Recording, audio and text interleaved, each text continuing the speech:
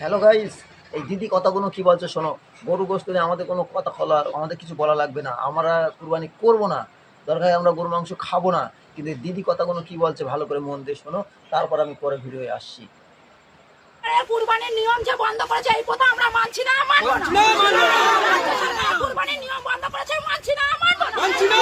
রাজ্য সরকার কুরবানির নিয়ম বন্ধ করেছে, মানছি না, মানবো না।